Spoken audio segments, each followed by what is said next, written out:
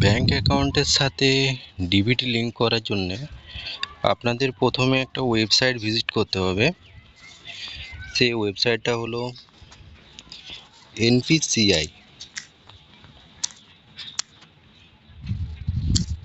NPCI website search করার পর আপনারা এখানে একটা ইন্টারফেস দেখতে পাবেন।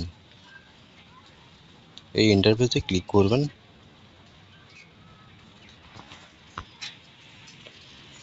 ইন্টারফেস ক্লিক করার পর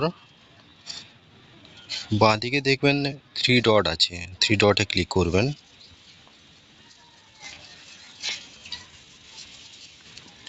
থ্রি ডটে ক্লিক করার পর কাস্টমার বলে একটা সেকশন দেখতে পাবেন।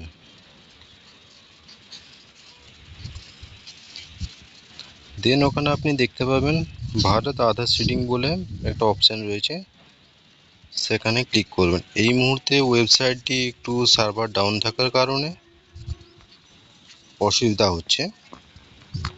আমরা আরেকবার ট্রাই করে দেখে নিচ্ছি।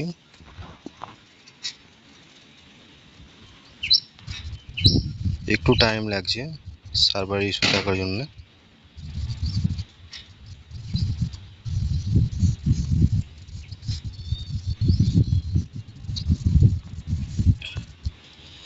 আপনারা এখানে দেখতে পাবেন ওয়েবসাইটটা ঠিক মতো খুলে গেছে। এখানে আধার সিডিং অ্যান্ড ডিসেডিং বলে একটা অপশান রয়েছে, সেখানে ক্লিক করবেন।